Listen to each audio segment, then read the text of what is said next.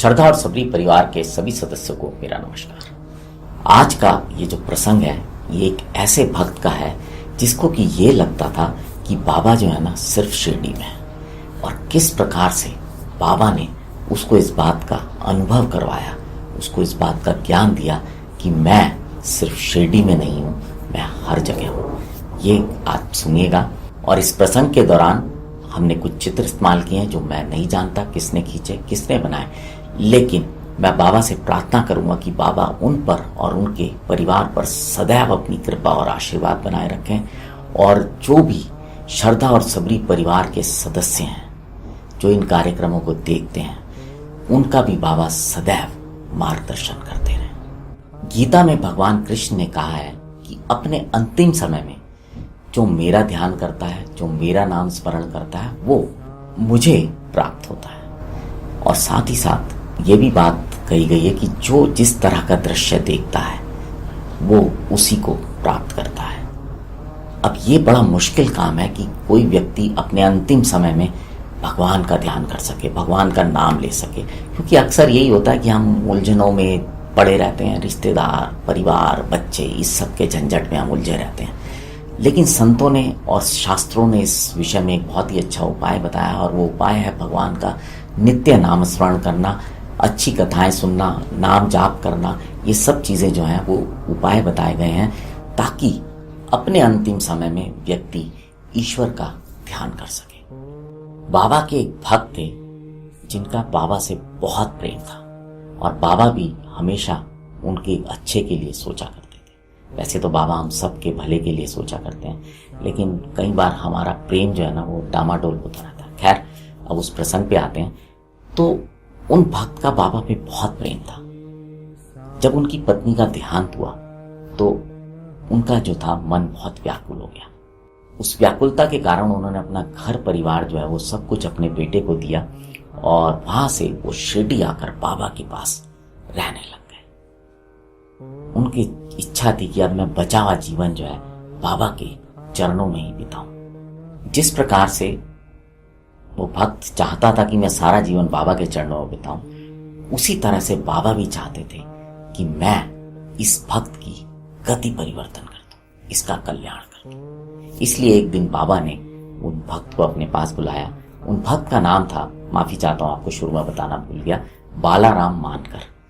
बाबा ने उन बालाराम जी को अपने पास बुलाया और उनको 12 रुपए दिए और कहा कि तुम मच्छिंद्रगढ़ चले जाओ और वहां जाकर रहो, और दिन में 3 बार प्रभु का नाम लिया करो। बालाराम की बिल्कुल भी इच्छा नहीं थी कि वो बाबा का सानिध्य छोड़कर कहीं और जाए, लेकिन अब क्योंकि बाबा का आदेश था तो इसलिए वो अपनी इच्छा के विरुद्ध मच्छिंद्रगढ़ जाकर रहने लगे। अब जब बालाराम मच्छिंद्रगढ़ जाके रहने लगे तो वहां का जो वातावरण था, वहां के जो दृश्य थे, वहां की जो शीतल हवा थी, जल था, उस सब को देखकर उनको बड़ा अच्छा लगने लगा और उनके मन को बड़ी शांति होती थी।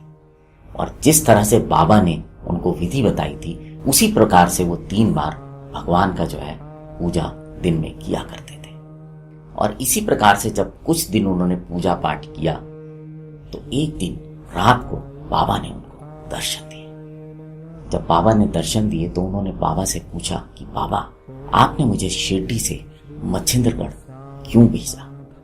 अब जो बाबा ने उसका उत्तर दिया वो सुनिएगा, आपका मन प्रफुल्लित हो जाएगा। बाबा ने कहा कि शिरडी में तुम्हारे मन में नाना प्रकार के संकल्प विकल्प उठने लगे थे, इसी कारण मैंने तुम्हें वहां से भेजा कि तुम्हारे चंचल मन को शांति प्राप्त हो। तुम्हारी धारणा थी कि मैं शिरडी में ही विद्यमान हूं और 3.5 हाथ के इस पंच तत्व के पुतले के अतिरिक्त कुछ नहीं हूं, परंतु अब तुम मुझे देखकर यह धारणा बना लो, वो जो तुम्हारे सामने शिरडी में उपस्थित है और अभी जिसके तुमने दर्शन किए हैं वो दोनों अभिन्न हैं या नहीं।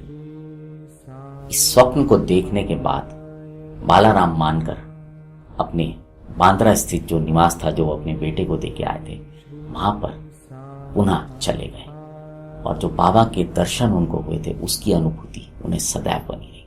और बाबा ने उनको एक बार और दर्शन दिए थे। जब वो बाबा से स्वप्न देखने के बाद जब वो वापस बांद्रा अपने घर की ओर जा रहे थे, दादर रेलवे स्टेशन पर वो खड़े थे और उनके पास टिकट नहीं थी। तभी एक अनजान व्यक्ति आया और उसने उनसे पूछा कि आपको क्या टिकट चाहिए ट्रेन की, और उन्होंने जब हाँ बोली तो उस व्यक्ति ने अपनी जेब से निकाल कर एक टिकट दी।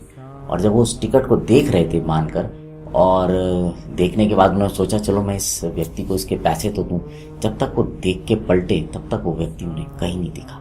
और उन्होंने ट्रेन चलने तक उस व्यक्ति का इंतजार किया कि वो आए और मैं उसको पैसे दे दूं, लेकिन जब वो व्यक्ति नहीं आया तो वो ट्रेन पकड़कर अपने घर पहुंच गए। इस प्रकार से बाबा ने उन्हें दूसरी बार दर्शन दिए। तो अब आपने इस प्रसंग में देखा कि किस प्रकार बाबा ने बालाराम मानकर के माध्यम से हम सबको ये शिक्षा दी, हम सबको ये बताया कि मैं सिर्फ शिरडी में ही नहीं हूं, मैं हर उस जगह हूं जहां पर मुझे कोई प्रेम से पुकारता है, मुझे कोई प्रेम से याद करता है, जहां पर कोई श्रद्धा पूर्वक प्रभु का नाम लेता है, जहां पर कोई इस बात को महसूस करता है कि बाबा मेरे आसपास है, मैं हर उस जगह उपस्थित होता हूं। अगर आपको आज का प्रसंग अच्छा लगा हो तो इसे और भी साईं भक्तों के साथ साझा कीजिएगा। अब आपसे विदा लेता हूं, जुड़े रहें श्रद्धा और सबरी के साथ। नमस्कार।